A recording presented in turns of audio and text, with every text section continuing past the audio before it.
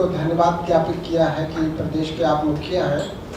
मैं चाहूँगा कि ये परेशानी कैसे हुई उनके बच्चे को, और नीरज जी कहाँ कहाँ गए, क्या क्या उसके लिए उपाय किया, और आज वो कैसा है, और होम्योपैथी इलाज के बारे में उनका क्या कहना है, और जो उन्होंने ये नया बीड़ा उठाया कि ऐसे बच्चे जो पीड़ित हैं उनके लिए वो पूरे देश में घूम घूम करके लिए इसके लिए कार्य करेंगे, तो ये एक बहुत अच्छी अनुभूति है।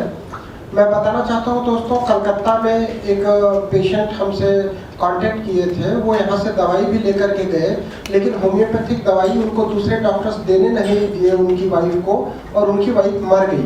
उनके पास दवाई रखी थी लेकिन उन्होंने उसको दवाई नहीं दिया दूसरे डॉक्टर के मना करने के कारण। उनको अपनी गलती का एहसास हुआ और आज वो कलकत्ता में ये पीड़ा चला रहे हैं कि ऐसे मरीज जिनको अपलास्टिक एनीमिया हो जाता है उनको वो खुद आर्थिक सहायता भी कर रहे हैं। उनका कहना है कि हो सकता है उनकी वाइफ के लिए उनका प्रायश्चित होगा। तो इसी तरह का बीड़ा नीरज कुमार जी ने उठाया कि उनका बच्चा 2 साल का बच गया इस कठिन बीमारी से और आज पूरी तरह से स्वस्थ है। तो उनके मन में भी ये जागृति आई है और यहाँ इंदौर आए हैं और आप लोगों से भी चर्चा करना चाह रहे हैं। तो मैं चाहूँगा नीरज जी बताएंगे कि उनके बच्चे को कब से क्या क्या परेशानी हुई, वो कहाँ कहाँ किस किस डॉक्टर्स को दिखाए, कब कब उन्होंने ब्लड और प्लेटलेट लगवाया, और फिर कैसे होम्योपैथी ट्रीटमेंट स्टार्ट हुआ और आज की क्या स्थिति है। जी नीरज जी। उनके साथ उनकी श्रीमती जी भी है।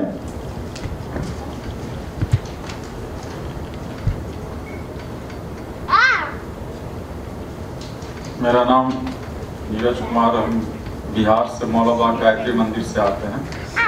बहुत छोटी जगह है बिहार। बीमारी बहुत कष्टदायक है, भगवान न करे किसी को भी हो, ये उनका भी ना हो। बीमारी ये कैंसर से भी खराब बीमारी है। इतना इसमें आर्थिक परेशानी है कि कल्पना नहीं किया जा सकता है। 5 नवंबर का हम लोग के इसको अचानक बेहोशी हो गया। पहले बहुत सारे सिम्टम दिखाई दे रहे थे, बॉडी में ब्लैक स्पॉट, गम ब्लीडिंग, नाक सब ब्लीडिंग, लेकिन हम लोग इस बीमारी के बारे में जानते नहीं, जिसके कारण 5 नवंबर का जब ये बेहोश हो गया 2020 को, तो हमने एक डॉक्टर आरा में ही दिखवाए थे, डॉक्टर सतीश से, जहाँ वहाँ इनका ब्लड 5 पॉइंट और प्लेटलेट्स लगभग 8 था, तो 8,000 जी। जो नॉर्मल प्लेटलेट होता है वो 1.5 लाख से 4 लाख होता है, और बच्चे के शरीर में उस समय 8,000 प्लेटलेट्स थे। 8,000 10,000 से जब भी नीचे हो जाता है तो नाक से या मुंह से ब्लीडिंग हो सकती है। तो उसके बाद हमने बहुत सारे डॉक्टर को दिखाया, तो बहुत सारे डॉक्टर को इस बीमारी के बारे में पता ही नहीं है। कोई बोला थैलेसेमिया है, कोई दूसरा बीमारी का नाम बताए, वो लोग सही डायग्नोसिस नहीं करे, ब्लड कोई चढ़ा दे, कोई यहाँ भेज दे। इसी क्रम में फिर हम पटना के एक बहुत अच्छे डॉक्टर हैं, उनसे भी दिखाएं, वो बहुत अच्छे नहीं बता पाए, इसका डायग्नोस नहीं कर पाए। इस तरह बहुत दिनों तक हम इधर उधर टहलते रहे, जो परेशानियों का सामना होता रहा। फिर हम लोग दिल्ली चले गए, दिल्ली सफदरजंग, एम्स में और भी बहुत जगह हम लोग दिए थे। कहीं भी सब जगह बोन मैरो ट्रांसप्लांट ही इसके लिए ये लोग बोला। जब इसका रिपोर्ट बायोप्सी में आया था तो एक आदमी वहाँ बोला कि कैंसर का सिम्टम दिख रहा है। फिर सेकंड जब बायोप्सी हुआ तो उसमें इसका अपलास्टिक एनीमिया है। लगभग वहाँ 5-6 महीना गुजरने के बाद बहुत सारे आर्थिक स्थिति से भी इस बीच गुजरना पड़ा, जो कल्पना से परे की चीज है, कहना है उसको कहा नहीं जा सकता है।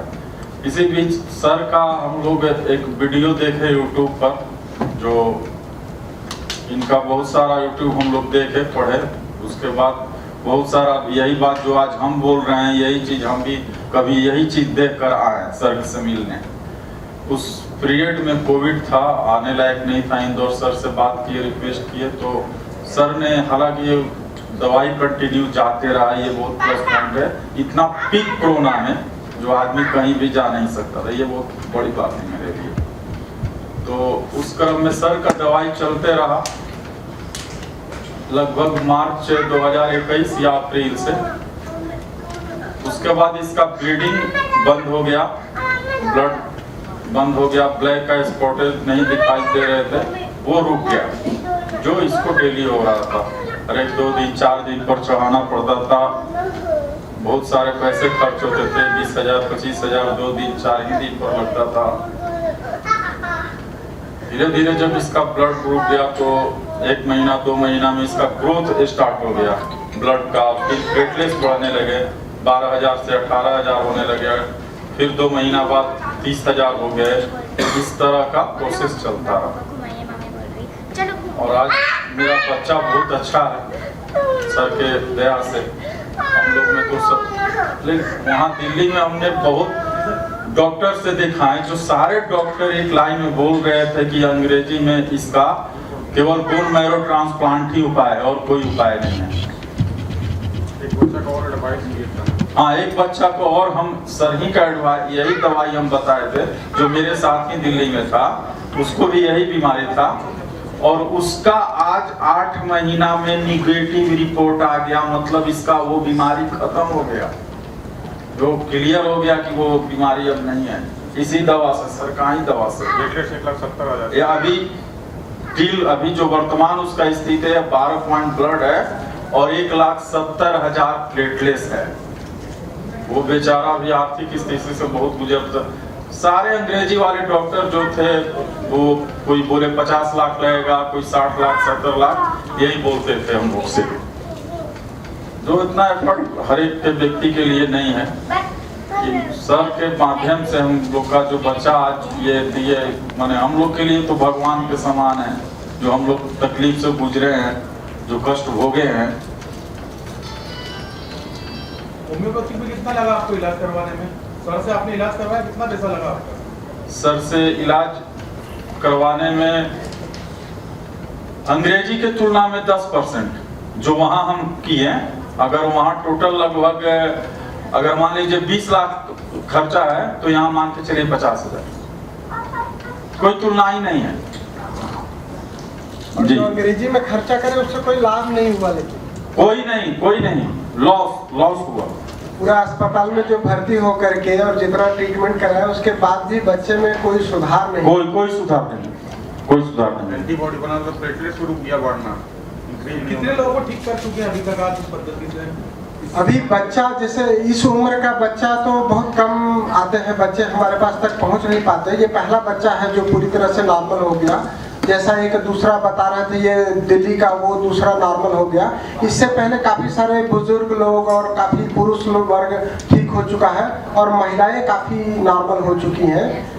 मैं अगर बात करूं तो अभी तक तो 25-30 लोग पूरी तरह से नॉर्मल हो गए हैं, जो जिनकी दवाई भी बंद हो गई है, किसी भी प्रकार की, न तो होम्योपैथी दवाई चल रही है न दूसरी दवाई चल रही है, और साथ में उनको कोई परेशानी नहीं हो रही, न तो ब्लीडिंग हो रही है न प्लेटलेट और ब्लड लगाना पड़ रहा है। इसमें जो सबसे बड़ा कठिन परेशानी रहती है कि वो बार बार ब्लड और प्लेटलेट लगाते हैं, उसके बाद भी उनका ब्लड और प्लेटलेट 2-3 दिन में ही खत्म हो जाता है। हमारा बोन मैरो ब्लड और प्लेटलेट बनाता भी है और उसको डिस्ट्रॉय भी कर देता है। तो शरीर में जो डिस्ट्रक्शन है वो होम्योपैथिक दवाई से तुरंत रुक जाता है, जिसके कारण शरीर में तुरंत ही ब्लड और प्लेटलेट बढ़ने लगता है।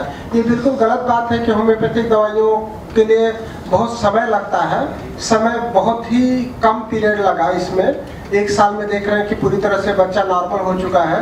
तो 1 साल का समय इस बीमारी के लिए बहुत कम समय माना जाएगा। किस तरह के सिम्टम्स रहते हैं डॉक्टर साहब इस बीमारी में?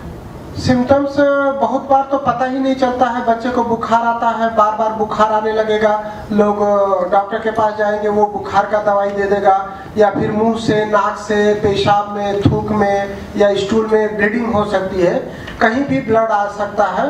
या फिर आप जैसे किसी डॉक्टर को दिखाने के गए, आपको कमजोरी लग रही है या सीढ़ी चढ़ते हुए दम भर रहा है, तो उस समय जांच कराया जाता है, तब पता चलता है कि उसका ब्लड और प्लेटलेट कम हो गया है। काफी सारे मेरे पास दिल्ली में पढ़ने वाले बच्चे आए जिनको कमजोरी लगी और चक्कर खा करके गिर गए। जब कमजोरी लगी, चक्कर खा करके गिर गए और डॉक्टर के पास पहुंचे और वहां पे सीबीसी जांच हुई, तब पता चला कि उसको प्लेटलेट और हीमोग्लोबिन कम है। उससे पहले उसको बीमारी के बारे में पता ही नहीं था।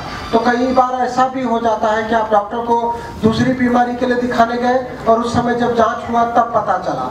इसी तरीके से जो कैंसर में लोग कीमोथेरेपी और रेडियोथेरेपी कराते हैं, तो कीमोथेरेपी के बाद भी उसका प्लेटलेट और हीमोग्लोबिन कम हो जाता है। उसमें भी होम्योपैथिक दवाई काफ़ी अच्छा असर करती है। सर किस एज ग्रुप में सबसे ज़्यादा हो रही है बीमारी और इंदौर में इसका क्या परसेंटेज है? इंदौर में तो ऐसा बहुत कम पेशेंट है, पर मेरे पास अगर मैं बात करूं पूरे देश से आने वाले लोगों की संख्या, तो लगभग 2 से 3 मरीज रोज पूरे देश से आते हैं। और उम्र की जो आप बात कर रहे हैं, उम्र छोटे बच्चे से लेकर के 1.5 साल 2 साल के बच्चे से लेकर के 75-80 साल तक के लोग हमारे पास आए। लेकिन मिडिल एज के जो महिलाएं हैं उनमें काफ़ी ज़्यादा देखने को मिला, जिनको मेंस्ट्रुअल ब्लीडिंग काफ़ी ज़्यादा रहती है, मासिक स्राव जो हमारा मंथली पीरियड होता है महिलाओं में, वो अगर बहुत ज़्यादा प्रोफ्यूज होता है तो उसके कारण हीमोग्लोबिन काफ़ी कम हो जाता है, और उसको अगर इग्नोर करते हैं तो उसमें अप्लास्टिक एनीमिया काफ़ी देखने को मिल रहा है। ऐसे काफ़ी मरीज आते हैं जो काफ़ी हतोत्साहित हो जाते हैं, निराश हो जाते हैं, तो उसके लिए हम लोग डॉक्टर वैभव चतुर्वेदी जी जो हमारे साथ में हैं, उनसे हम लोग उनको मानसिक काउंसलिंग भी कराते हैं। एक्चुअली हमको ट्रीटमेंट के साथ साथ उनको मेंटल बूस्टअप कराना बड़ा कठिन हो जाता है, क्योंकि उनको बड़े बड़े अस्पताल में डॉक्टर लोग समझा देते हैं कि इस बीमारी का कोई इलाज ही नहीं है, आपका मरीज तो बचेगा ही नहीं, इसका उम्र 2 महीने या 4 महीने ही बचा हुआ है। तो ऐसा मरीज जब आता है तो हर दिन ये पूछता है कि ये कितने दिन में ठीक हो जाएगा या कब तक असर दिखेगा। तो ये समझाना बड़ा कठिन हो जाता है, क्योंकि जल्दीबाजी के लिए भी एक समय लगता है। तो उसके लिए हमारे साथ डॉक्टर वैभव चतुर्वेदी हैं जो इंडेक्स में साइकेट्री के असिस्टेंट प्रोफेसर हैं, हम उनकी भी सलाह और हेल्प लेते रहते हैं। बच्चों को कब से प्रॉब्लम है? कितनी एज से? 3 महीने 4 महीने? बच्चा जब 2020 में था, ये पैदा कब हुआ था? 2.5 साल का, अभी 2.5 साल का, अभी 2.5 साल का है। 2020 में था तो मतलब 1.5 साल आप मान लीजिए। अभी हम लोग 2022 में बात कर रहे हैं, अप्रैल 2022 में, और उसको परेशानी हुई थी नवंबर 2020 में, तो लगभग 1.5 साल का रहा होगा। 2020 परेशानी आपके पास कब से कांटेक्ट? मेरे पास आए थे ये मार्च 2021 में, और अभी मार्च 2022 तक ठीक हो गए।